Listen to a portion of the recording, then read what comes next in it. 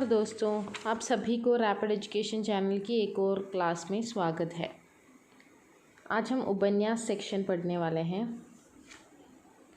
पहला उपन्यास है देवरानी जेठानी की कहानी, जो 1870 में प्रकाशित है। ये पंडित गौरीदत्त द्वारा लिखित उपन्यास है। ये उपन्यास कला के निकट है।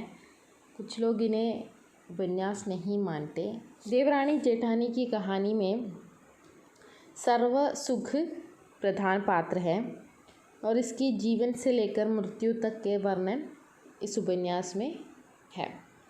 सर्व सुख का जन्म होने के बाद उसकी माँ बाप की मृत्यु हो जाती है। उसका संघर्ष उसे करना पड़ता है। माँ बाप नहीं है, इस वजह से उसे संघर्ष करना पड़ता है बचपन में।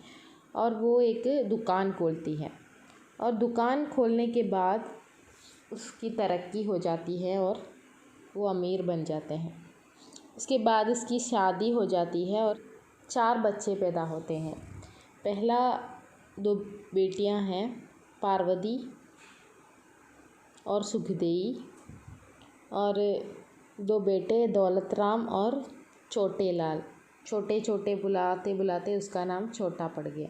मेरठ का अग्रवाल बनिया है सर्वसुख। और इसमें इसकी 2 बेटा है। उसकी शादी के बाद 2 बहुएं घर में आते हैं, देवरानी और जेठानी।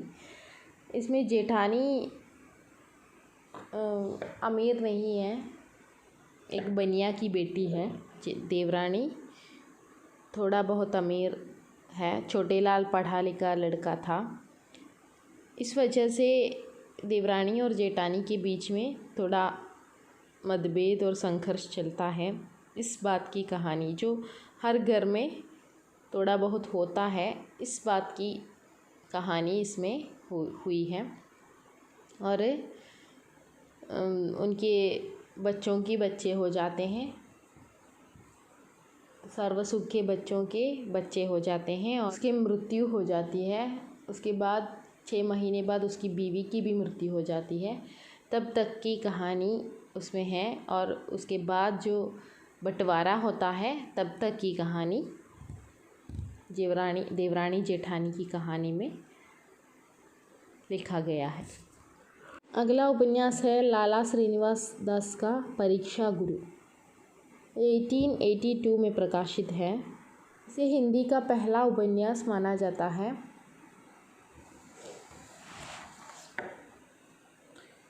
इसका प्रमुख पात्र मदमोहन है, जो एक समृद्ध वैश्य परिवार में पैदा हुआ था। इसको बचपन से अच्छी शिक्षा न मिलने से ये भटक जाता है और युवावस्था में गलत रास्ते चल देते हैं।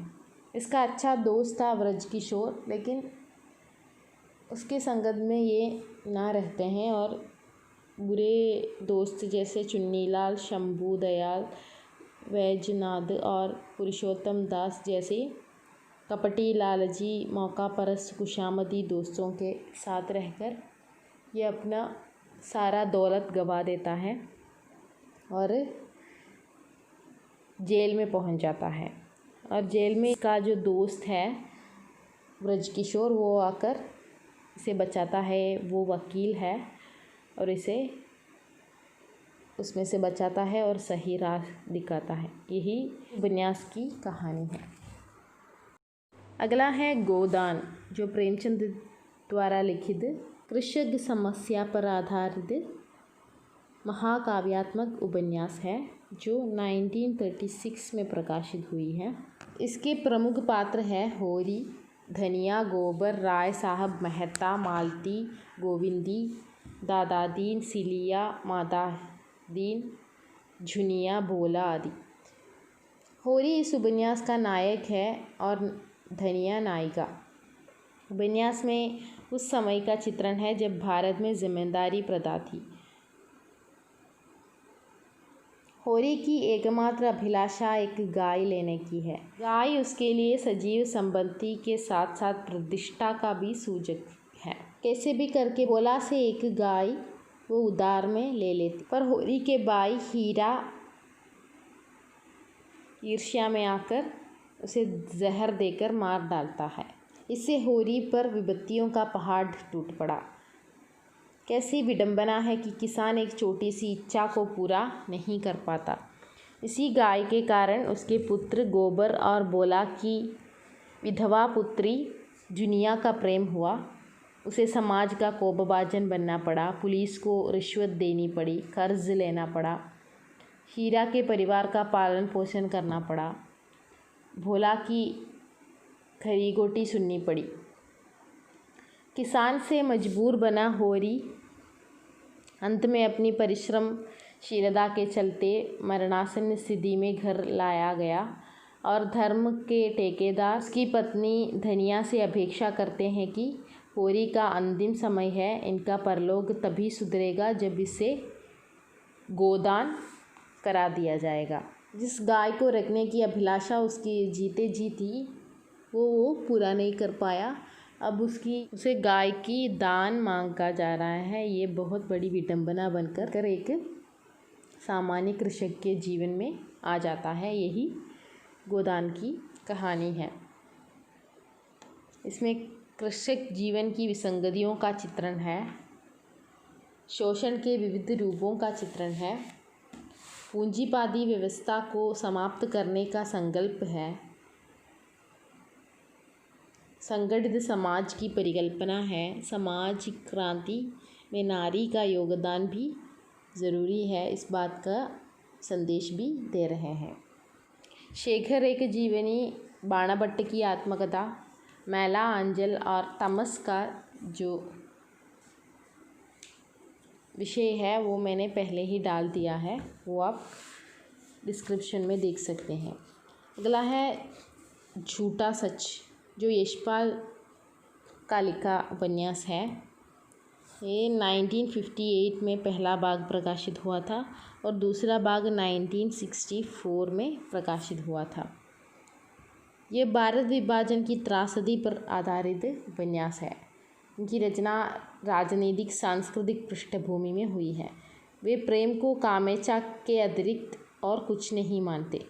झूठा सच में देश विभाजन की पृष्ठभूमि में इतनी बड़ी कृति की परिकल्पना और सामयिक सामाजिक राजनीतिक वातावरण को आकस्मिक रूप में प्रस्तुत करते हैं।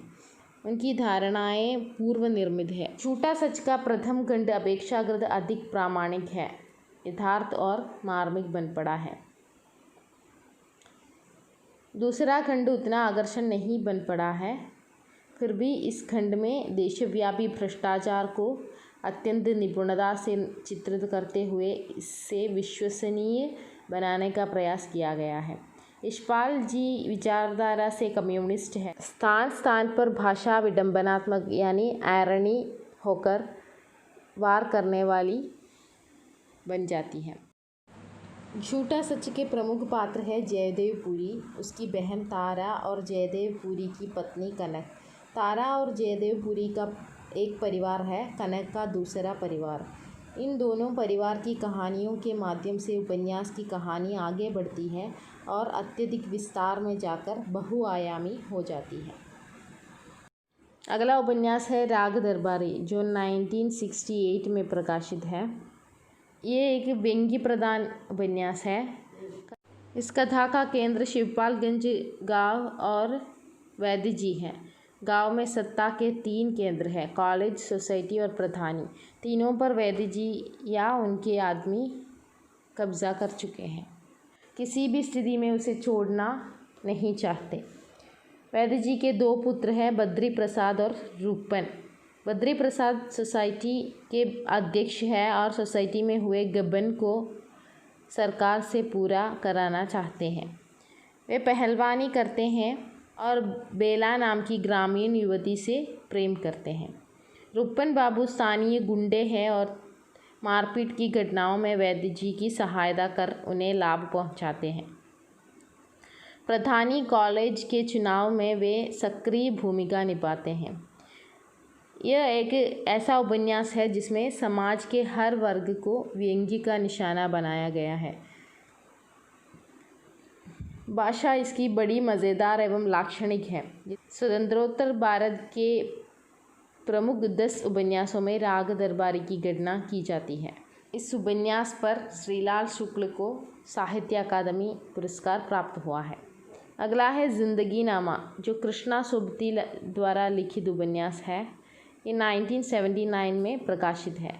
ये पंजाब के जीवन पर आधारित कहानी है। इसमें ना कोई नायक है ना कोई खलनायक है, बस ज़िंदगी की कहानी है। कृष्णा सोबती का ये उपन्यास कथात्मक उपन्यास है, जिसमें कृष्णा ने अपने जीवन को ही आधार बनाकर तत्कालीन समय और अपनी मान्यताओं को प्रस्तुत किया है। जिंदगीनामा एक विशिष्ट प्रयोग है। कृष्णा का जीवन, बचपन और वृद्धावस्था किस प्रकार की रही, इसका पूरा विवरण इसमें मिलता है। वे लेखन को जिंदगी का पर्याय मानती हैं। इस उपन्यास में उच्च वर्गीय पात्र शाहनी है, जो एक सशक्त नारी पात्र के रूप में आता है। जीवन के तमाम अनुभव उपन्यास की कथा वस्तु में पिरोए गए हैं। अगला है मानस का हंस, जो अमृतलाल नागर द्वारा लिखित उपन्यास है। इसका प्रकाशन 1972 में हुआ था। मानस का हंस तुलसी के जीवनी परक उपन्यास है। इसमें तुलसी के जीवन की प्रमुख घटनाओं को रखा गया है। युवावस्था में तुलसी किस प्रकार अपनी बीवी से प्रेम करते थे, इस बारे में यहाँ पे जिक्र होता है।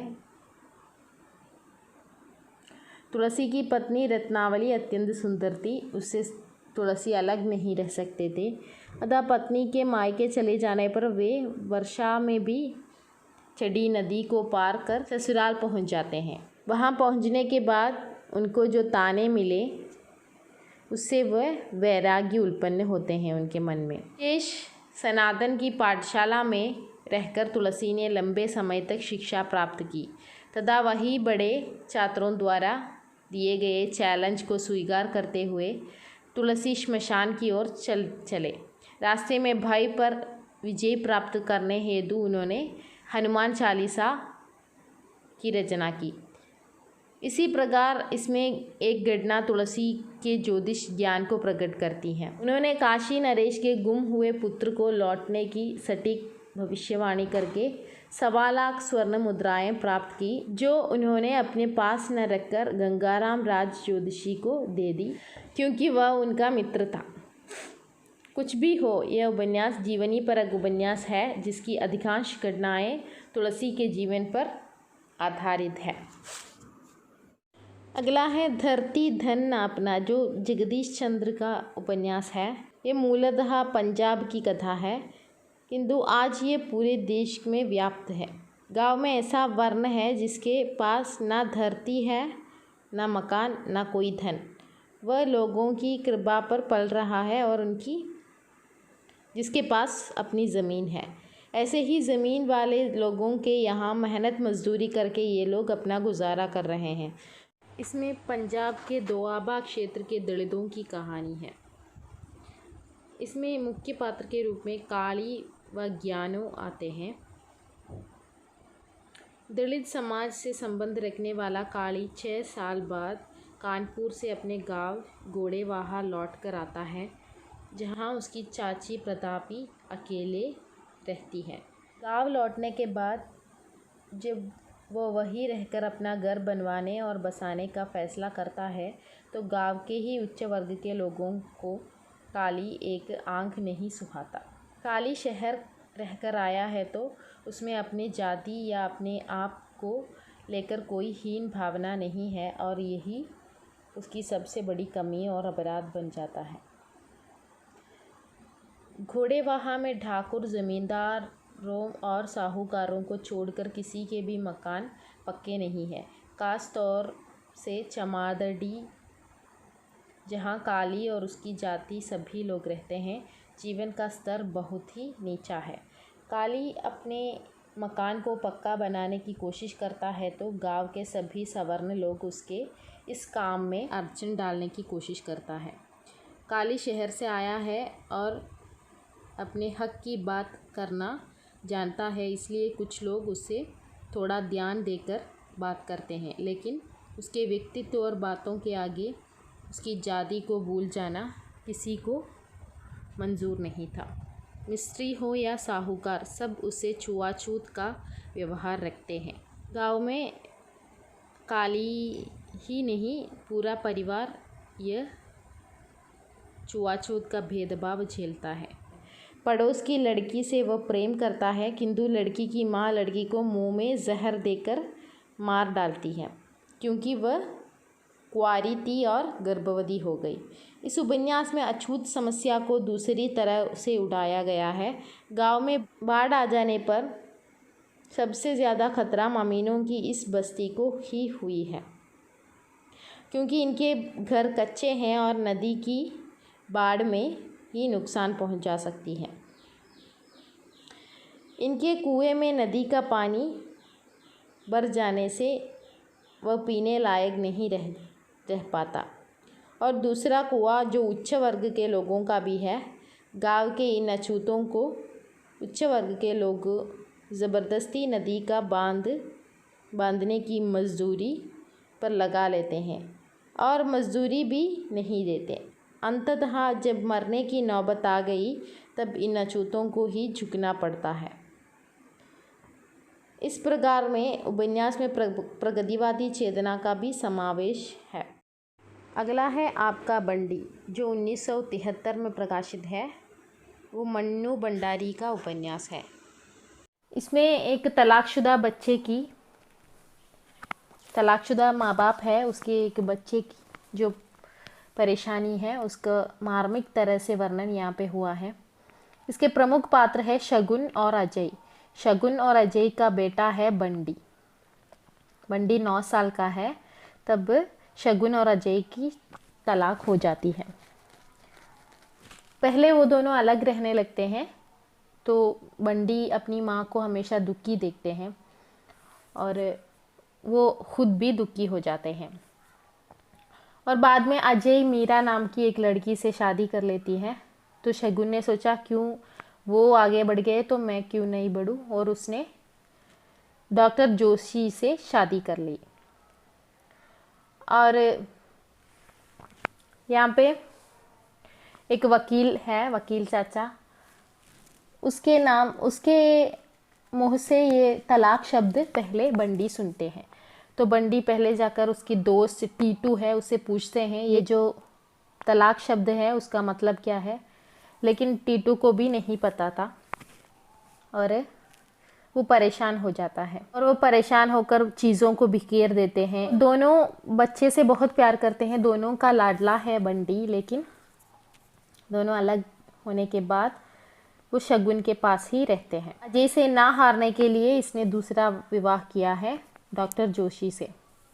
बंडी बहुत विरोध करता है दूसरे शादी से, लेकिन शगुन शादी कर लेती है।